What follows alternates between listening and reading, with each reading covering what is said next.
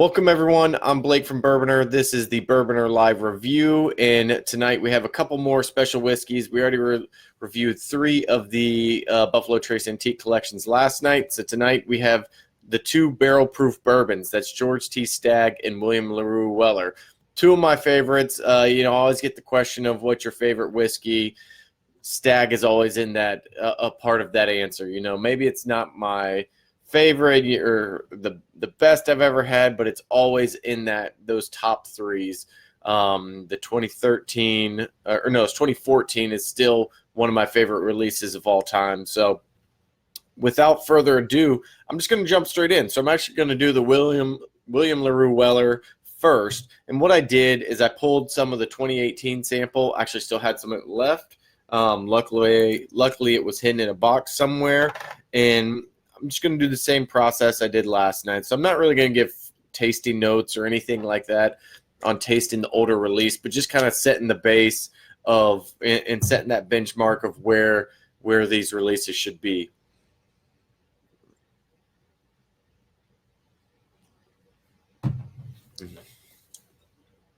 So just to talk about the 2019 release a little bit, it is, it's 128 proof, and it's basically 12 and a half years. So 12 years, 6 months.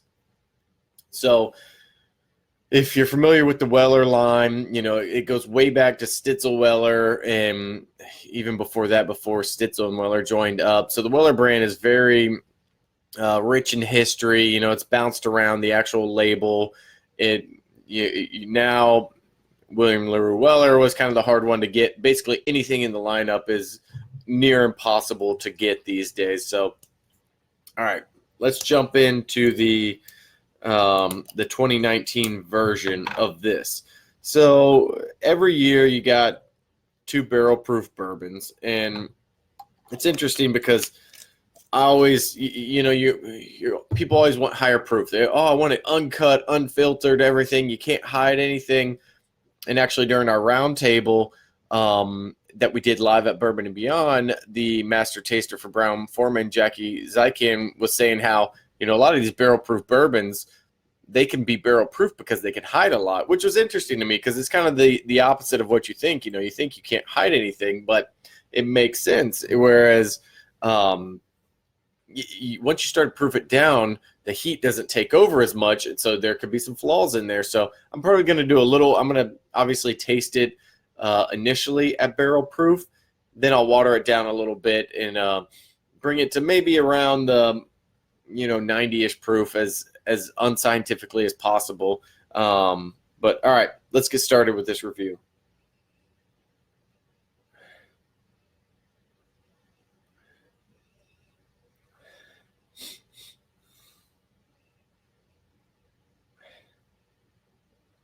So the nose is a little faint at first.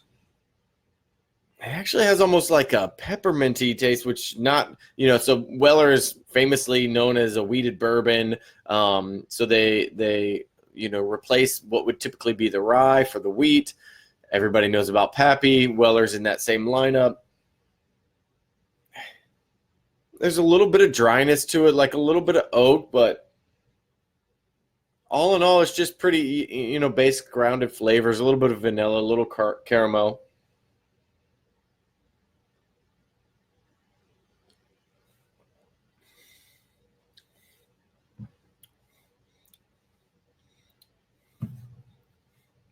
So that's pretty dry all the way through, actually, which is interesting. You usually get a good level of sweetness from the William Larue Weller.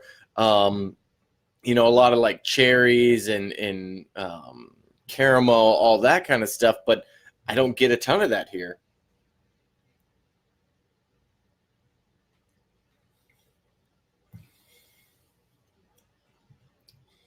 Yeah, I get a little bit of golden raisin, but it's really just, it's pretty heavy, like black pepper, oak, spice.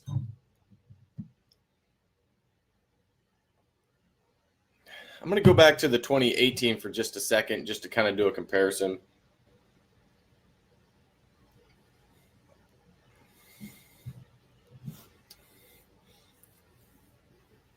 Yeah, the 2018 is much more rounded. It's much more syrupy. It's a little more viscous The 2019,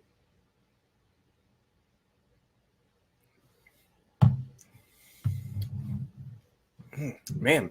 So the 2019, it's a little hotter. It's drier. It almost evaporates in your mouth once you take a sip, where it goes straight from front palate to basically no finish.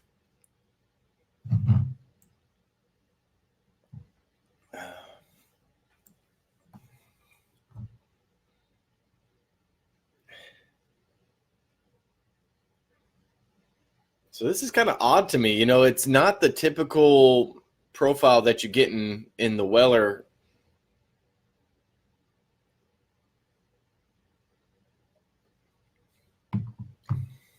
There's a little bit.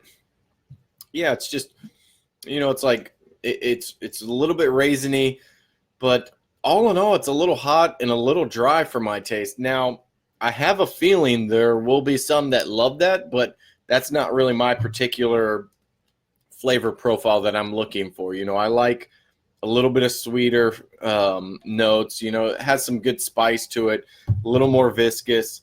I'm going to do just a small pour and add a splash of water just to see if that kind of opens it up a little bit.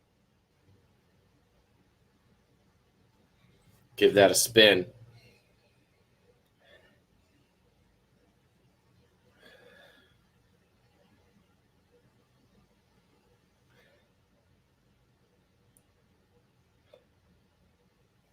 So the water definitely improves it a little bit. This is one where, not every barrel proof whiskey needs to be drank at barrel proof. So I think a little more of the fruit notes come out. It's not as heavily proofed when you add a little bit of water. So you get a little more, you just flavor that you can get. It's not all heat up front.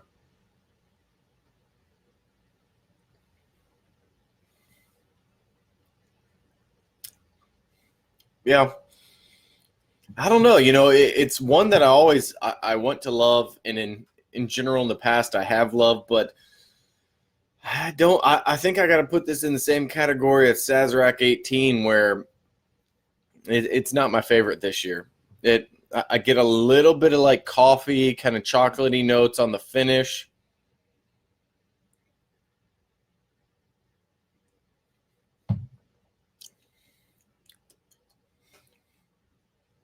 Yeah. No, not for me. I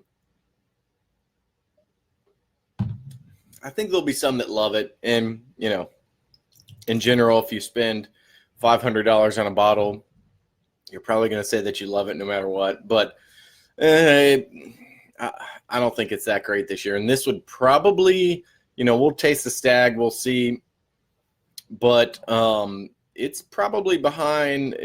So I'll say my ranking currently with the Stag coming in the finale is Eagle Rare, Handy, Weller, Sazerac, which is, I have never had that lineup in the history of doing this. I think I've, done a review on them for at least the last 7 years, probably. And that never happens. So that's a little surprising for me. All right. On to the next one.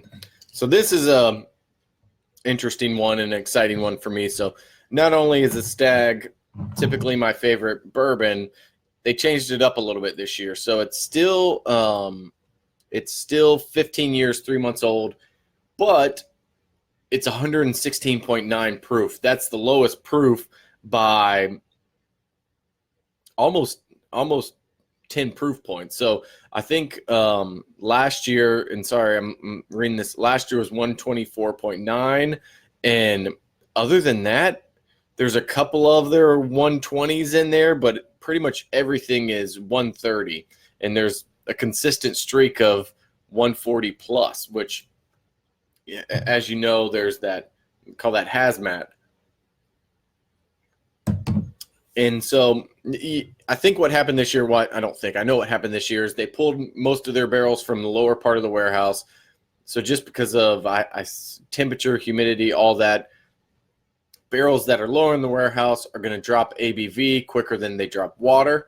And barrels higher, water is going to evaporate, alcohol stays in there and condenses. So it's going into the barrel at 125 proof, but it's coming out at a different proof just depending on where it is in the warehouse. They're also blending a lot of barrels with this too. So they could get a mix going on of, hey, if we pulled from high in the warehouse, pulled some from low in the warehouse, we ended up about 125. Whereas this, just the majority came from that lower part of the warehouse, so you have that lower proof. You see this more with, Four Roses utilizes like the single story warehouses, so they don't have that huge proof bump. It stays a little lower, a little more consistent to the barrel entry proof. All right, so Stagg 2019, 116.9 proof, and it is 15 years and 3 months old.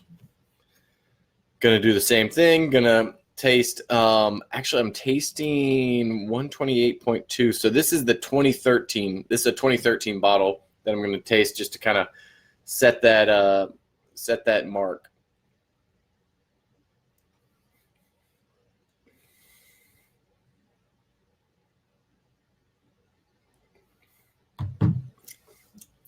Yeah. All right.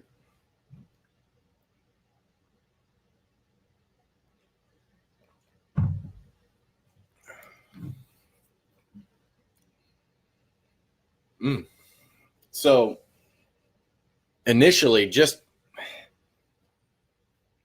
sticking my nose in the glass, it's honey, it's maple, it's a lot of sweet notes that you typically don't get in Stagg.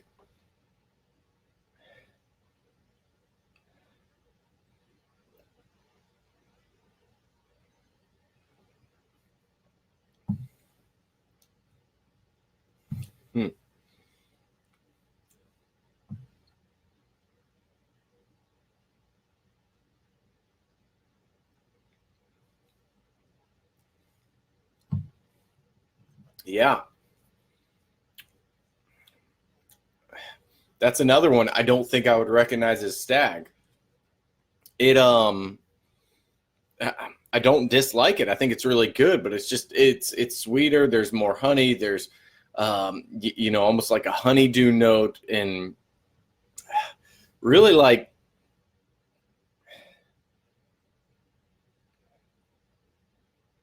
it's melon.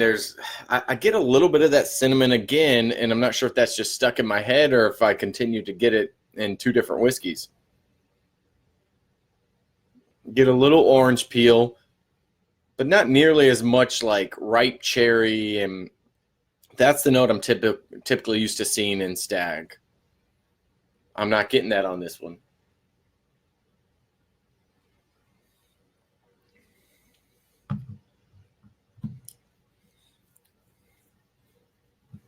Yeah, so it kind of moves to like a little bit of that peach tea finish. I don't know. I was actually pretty excited about the lower proof, but yeah, I don't know. I think I may need to sit with this one for a little bit longer. I'm gonna pour a little bit more here, just to get a little better nose on it. Because overall, it's not bad at all. There's a lot of different stuff going on, but this is kind of the beauty of the, having different vintages of the antique collection. This year it may be the Stagg that stands out. This year maybe the Sazerac 18 that stands out. And I kind of like to see that change. Now, in general, these two bourbons are always in my top three, and then it's somebody else, playing third fiddle. But yeah, there's a little bit of clove. Somebody asked if I think that the quality of samples factor into the bottle. I've definitely had some in the past that have gone both ways. I've had, I think it was a wild turkey sample that was just horrendous, and I thought they can't be releasing this. And then I picked up a bottle just out of curiosity, and it was actually fantastic. There probably is, but I assume it's batch to batch, more or less, just depending on how much the bottling lines can hold and when they get filled. But there could be some, but it's hard to say.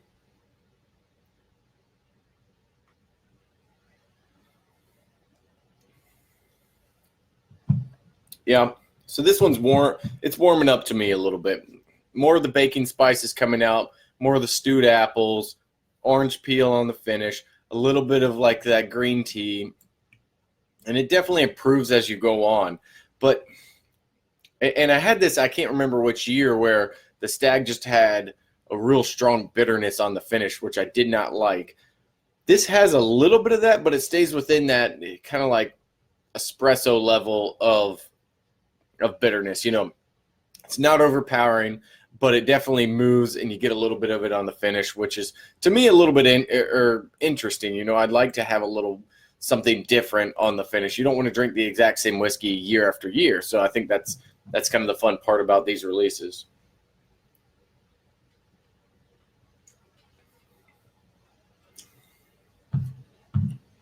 Yeah, I don't know. So I'm going to leave that one at, it's a little bit different than prior years. And let me see, I'm just out of curiosity, I want to see what the flavor notes were for, or the tasting notes were for that Buffalo Trace released. Let's see, can expect vanilla, which is in every bourbon, toasted oak, which is in every bourbon, floral undertones, long finish, cherries, coffee, black pepper. I definitely see the finish. I got cherries more on the front end a little bit, but definitely black pepper and coffee on the finish. So I'd say they're pretty close. I think it looks like whenever they were writing their press release, it was kind of like me, like, all right, what am I tasting here? It's not, yeah. It's actually improving while it's sitting in the glass, which is nice and a good sign. So if you do buy this at a bar or steal some from a friend, let it sit in the glass for a little bit would be my advice. So I'll kind of conclude with my rankings of this year's antique collection. I think in a first ever, Eagle Rare 17 is going to be my number one. Then I'm going to say Stagg number 2. I'm going to say Handy number 3, William Larue Weller number 4, and Sazerac 18 number 5. That's the first time I've ever had that lineup. I'm a little surprised, but hey, it is what it is. The live tastings don't lie, so I'll just go with it for now. And I'll just wrap it up here. So thanks everyone for joining me. It's been fun. So thank you for sitting through these reviews. All right, now that I can cut it off for the YouTube video, if anybody has any questions about the releases, I'm happy to answer them. I was just trying to go through the comments as I went, and I'll jump in. Do you control what you eat before reviewing? I try not to eat or drink anything within a couple hours before, so yeah, we ate dinner at 7. I just didn't do anything else after that and tried to drink some water in between. And then I typically try to drink something that I'm familiar with so that I kind of get the flavor selected. Tonight, I drank a little bit of Buffalo Trace, and just to kind of, get ready for the review.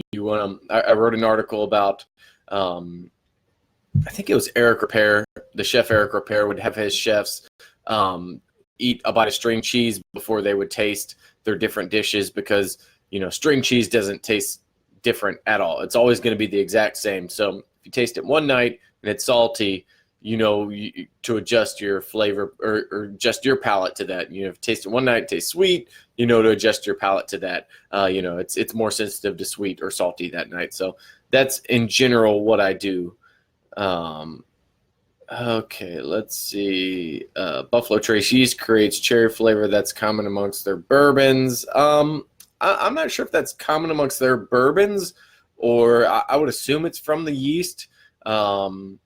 but I'm not 100% sure on that. You can finish that. Low proof to Jason. No, it didn't taste thin. It didn't taste thin at all. Actually, the Weller tasted a little bit thinner to me than the Stagg. I don't think it was a matter of proof at all on that. I think it was just, or maybe that's causation and correlation, but the notes were different than I'm used to, and not for better or worse. They were just different. Yeah, Eagle Rare was a surprise for me. The shoulder looks, yeah. That's some promotion for Bourbon Enthusiast. He has great picks going on. He had to pay me in whiskey for this advertising spot. He doesn't know it yet, though. All right. Well, I'm not going to keep going unless there's anything else. But if you have any additional questions, feel free to put them in the comments. I'll try to answer them when I can. And then reviews will go up again tomorrow on or no, not tomorrow. So they'll go up Monday for the for this review, as well as my tasting notes, and then I'll link in the video. So if you say, okay, I only want to listen to the Stagg review, you can just link directly to that. So thank you everyone for joining. I appreciate it. These are always really fun to do, and it brings a lot of people out. So it's fun to do these things live when there's a lot of people asking questions and everything else. So Samson said more proof, more flavor. No, not necessarily. Trying to think. I think it's Mike Veach has a really good article about lower barrel entry proofs. More proof just means more alcohol. So you got to think about what the alcohol is doing in the barrel. So alcohol will extract different flavors and compounds, whatever it is, from the barrel and everything else than water. So there's certain things that are more water soluble and certain things that are more soluble in alcohol. And so they're just pulling different things. So it's different flavors. If you threw 100% water in a barrel for 15 years, that water is going to taste really different. But no, proof does not always mean more flavor. Need to review the Weller Full Proof, compare it to ECBP. Weller Full Review. I think, do I have?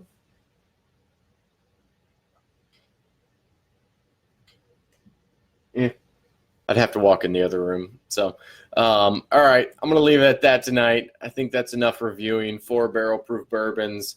So I'm going to go ahead and call it a night. Thanks, everyone. Have a good night.